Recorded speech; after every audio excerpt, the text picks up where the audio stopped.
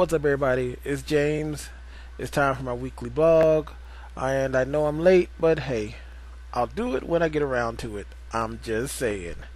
Anyway, I just want to talk about a few things that I found over the last week or so that will be interesting to talk about, and just want to express my views on them.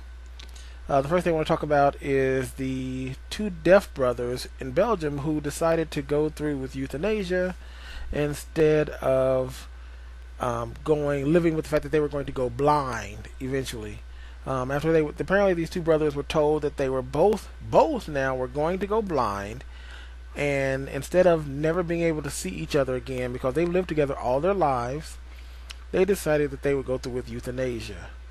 Um, Apparently, according to all sources, the doctors and their family, whatever, they went into this with full knowledge of what they were doing, and they just didn't want to have an existence without the other one. And they got to spend their last moments having a cup of coffee and talking with their family before they underwent this procedure and ended their lives. This got me to thinking, I don't know if I could do something like that or if I would want to do something like this. I mean, would you want to do something like this if you had a twin that you were with for all your life and the both of you were going to go blind at the same time? I guess we have to take into consideration the fact that they were both deaf and they were both going to go blind, and so maybe who knows what burdens they had. Um, Taking your own life, sometime to me, it used to be an alien concept that you would want to take your life if things you didn't want to, that things were so bad you would rather end your life rather than deal with the situation. But here lately, past few months or whatever, it scares me sometimes to think that I can kind of understand where some people come from, where they can see that there's no better way out than to end their lives. It's a sad fact that many people think this way. But these two brothers, they decided to end it on their terms before things got too bad where they were deaf and blind and a burden, couldn't see each other, and a burden on other people. So who knows how we would respond if we were in the same similar situation. The next thing I want to talk about is one of the funnier stories I've heard, because we need a little funny after something so heavy as that. You guys hear about the guy who outsourced his job to China? I kid you not. There's a guy who was apparently he's a programmer, and so this guy worked for a big corporation, and the corporation realized that it looked like someone in China was using his login credentials, and which was really hard to believe because apparently they had security measures where you actually had to have like a key fob to plug in so that you can verify who you were before you can even put in your other credentials to sign in. And apparently it was all kosher, it was all good, except for it was coming from China. And it turned out that the guy was making like six figures, well into the six figures, and he had outsourced his job to a company in China for like five figures, like 10, 20,000, something like that.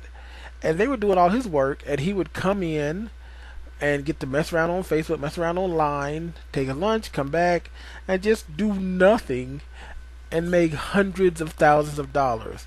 And apparently this was not the first time this guy had done this at a company. So I don't know. I spent a lot of time going between wow and going, that's awesome. Why didn't we think of this first? Um, it's amazing what people will do. I mean, just when you think that you've heard it all and people couldn't possibly or wouldn't do something, they take it to a whole other level. This guy took it to a whole other level. So, dude, kudos to you. Kudos, because you thought about it first. People are going to be mad and hate on you, but hey, you thought of it first. That's all I can say.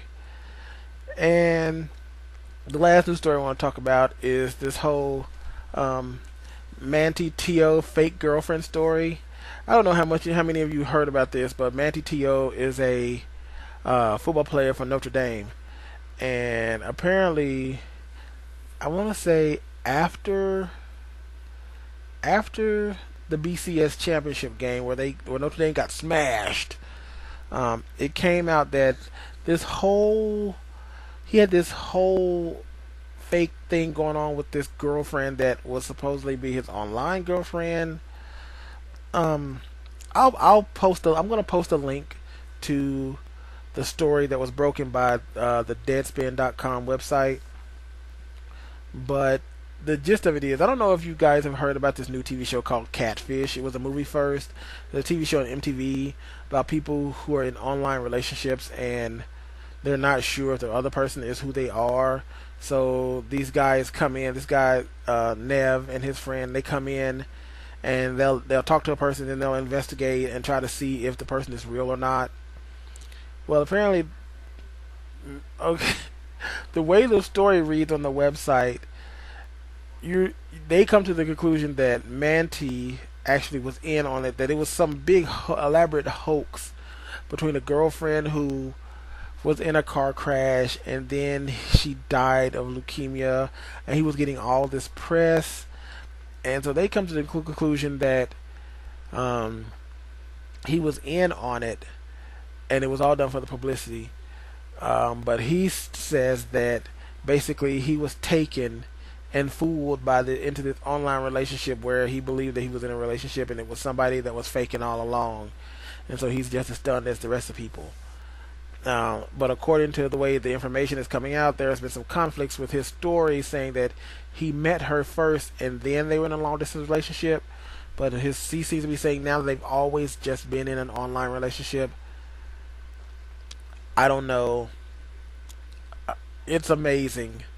I mean, in this day and age, it's not hard to believe that someone would get taken.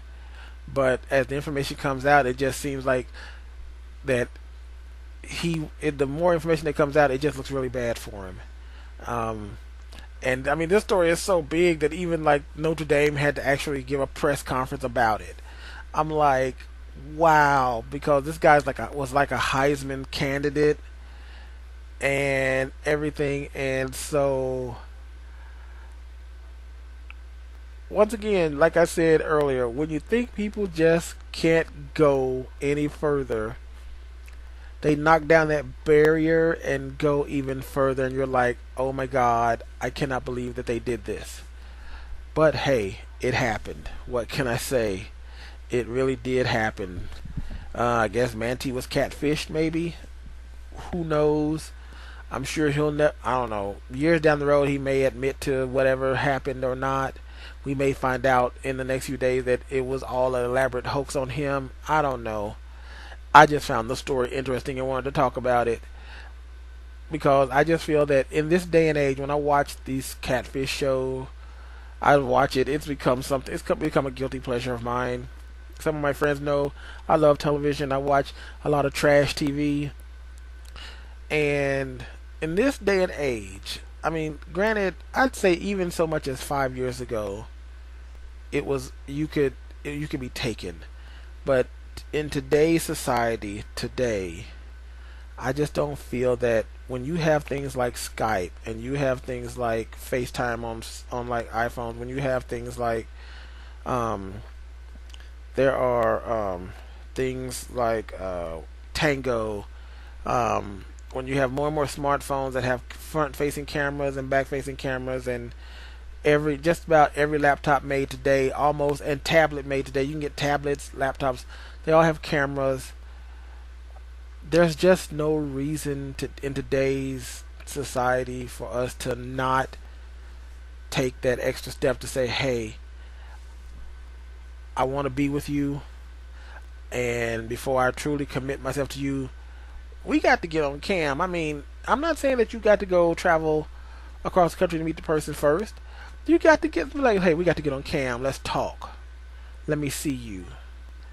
And if this person, I feel if this person wants to be really evasive, and this is, I'm not even saying like in the first month or so. If this is like, if you've been talking to a person for a year, I mean, you think you have strong feelings for this person, be like, hey, look, let's web chat. Let's talk. I mean, you may be talking to this person on the phone all the time, but yeah, let's web chat. Let's do something. You should be able to see this person. At some point in time, this person should want you to see them. And I feel like if they don't, then that should be a red flag. I mean, especially if you've been talking for some period of time. That's just my opinion. I mean, you may think differently, but that's just how I feel. So, anyway, I mean, this is getting long, so I'm going to go ahead and wrap it up.